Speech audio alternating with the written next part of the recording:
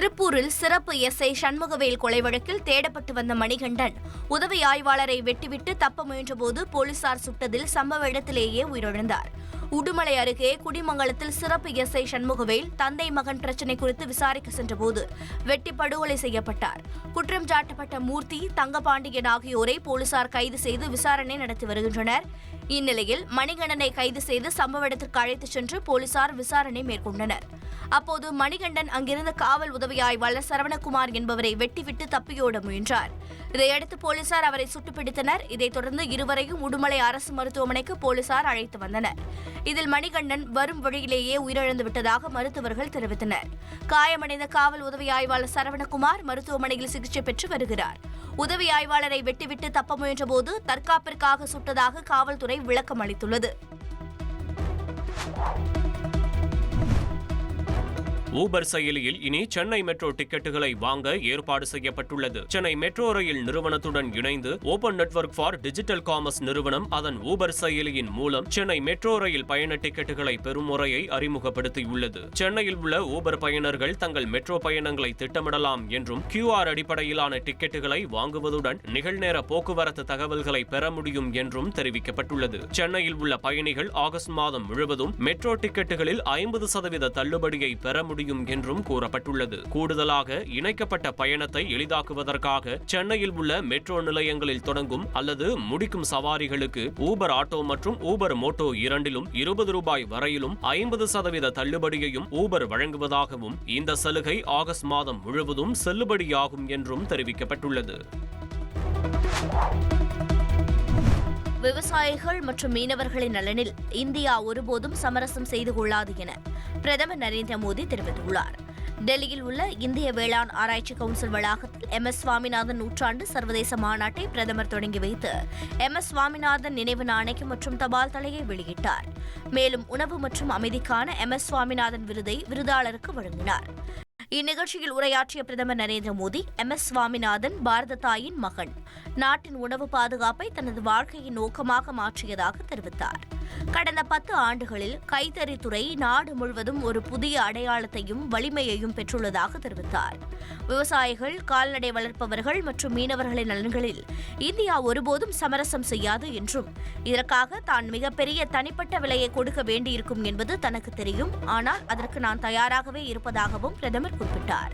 விவசாயிகளின் வருமானத்தை அதிகரிப்பதற்கும் புதிய வாழ்வாதார ஆதாரங்களை உருவாக்குவதற்கும் தொடர்ந்து பாடுபட்டு வருவதாகவும் தெரிவித்தார்.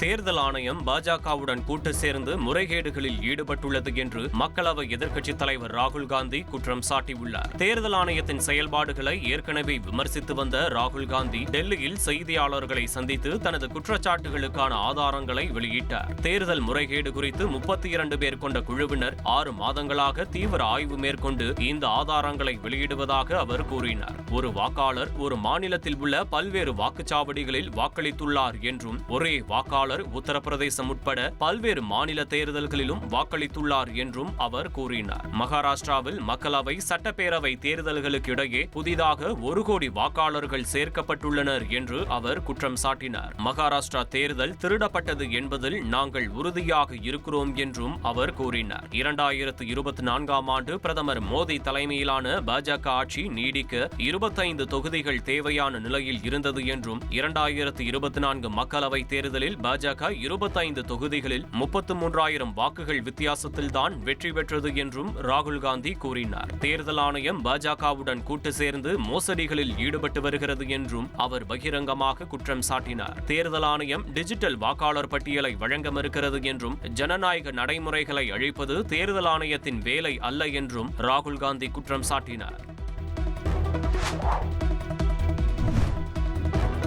மகாராஷ்டிரா தேர்தலில் முறைகேடு நடந்துள்ளதாக ராகுல் காந்தி தெரிவித்த குற்றச்சாட்டுகளுக்கு அந்த மாநில முதல்வர் தேவேந்திர பட்னாவிஸ் மறுப்பு தெரிவித்துள்ளார். இதுகுறித்து செய்தியாளர்கள் எழுப்பிய கேள்விகளுக்கு பதிலளித்துள்ள பட்னாவிஸ், ராகுல் காந்தி ஒரு தவறான சித்தரிப்பை உருவாக்க முயற்சிக்கிறார் என்றும், அதை மக்கள் ஏற்றுக்கொள்ள மாட்டார்கள் என்றும் தெரிவித்தார். மேலும், ஒருவேளை ராகுல் காந்தியின் மூளை திருடப்பட்டிருக்கலாம் அல்லது மூளையின் ஒரு பகுதி தொலைந்து போயிருக்கலாம் என்றும் தேவேந்திர பட்னாவிஸ் ஆவேசமாக கூறினார். மகாராஷ்டிராவிலும் நாட்டின் வேறு எந்த பகுதியிலும் வாக்குகள் திருடப்படவில்லை என்றும் அவர் கூறினார். ஆணவ கொலைகளை கண்டிக்கும் விதமாக பரிதாபங்கள் யூடியூப் சேனல் மூலம் வீடியோ வெளியிட்ட கோபி மற்றும் சுதாகர் மீது கோவை மாவட்ட காவல் ஆணையர் அலுவலகத்தில் புகார் அளிக்கப்பட்டுள்ளது. நிலை ஐடி ஊழியர் ஆணவ படுகொலை விவகாரம் உள்ளிட்ட விவகாரங்களை கண்டிக்கும் வகையில் சொசைட்டி பரிதாபங்கள் என்ற பெயரில் பரிதாபங்கள் யூடியூப் சேனலில் சில தினங்களுக்கு முன்பு வீடியோ வெளியிடப்பட்டது. பலரும் இந்த வீடியோவுக்கு ஆதரவாக கருத்து பதிவிட்டு வந்தனர். இந்த நிலையில் பரிதாபங்கள் யூடியூப் சேனல் மீது கோவை மாநகர காவல் ஆணையர் அலுவலகத்தில் புகார் மனு அளிக்கப்பட்டுள்ளது. அதில் சம்பந்தப்பட்ட வீடியோ இரு சமூகத்தினரிடையே மோதலை ஏற்படுத்தும் விதமாக உள்ளதாகவும் வன்முறையை தூண்டும் வார்த்தைகள் இடம்பெற்றுள்ளதாகவும் குறிப்பிட்டு பரிதாபங்கள் யூடியூப் சேனல் மீது குற்றஞ்சாட்டப்பட்டுள்ளது.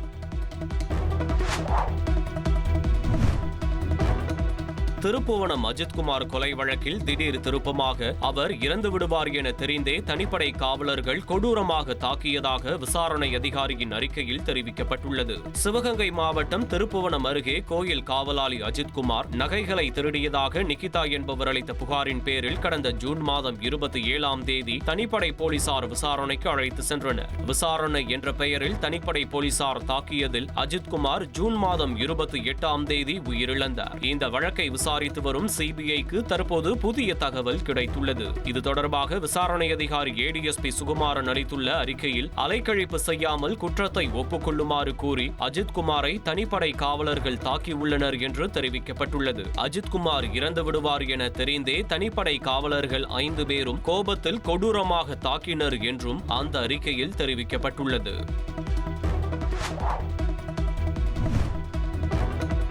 ஆபாச திரைப்படங்களில் நடித்து பணம் சம்பாதித்ததாக எழுந்த புகாரில் நடிகை ஸ்வேதா மேனன் மீது வழக்கு பதிவு செய்யப்பட்டுள்ளது.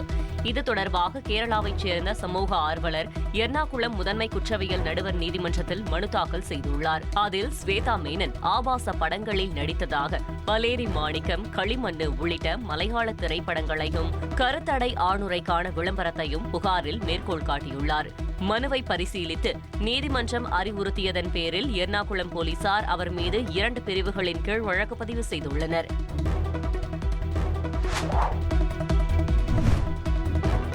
உத்தரகாண்ட் மாநிலத்தில் மேக வெடிப்பால் பாதிக்கப்பட்ட தாராலியில் 50க்கும் மேற்பட்டோர் மாயமான நிலையில் இதுவரை 70 பேர் மீட்கப்பட்டுள்ளனர். இந்நிலையில் இந்திய ராணுவம் மனிதாபிமான உதவி மற்றும் பேரிடர் நிவாரண நடவடிக்கைகளை தீவிரப்படுத்தியுள்ளது. அதன்படி சினூக் மற்றும் MI-17 ரக ஹெலிகாப்டர்கள் மீட்புப் பணிகளில் ஈடுபட்டுள்ளன. மேலும் 225க்கும் மேற்பட்ட ராணுவ வீரர்கள் மற்றும் மீட்புக் குழுக்கள் மீட்புப் பணிகளில் ஈடுபட்டுள்ள நிலையில் 3 பேர் உயிரிழந்துள்ளதாக தெரிவிக்கப்பட்டுள்ளது.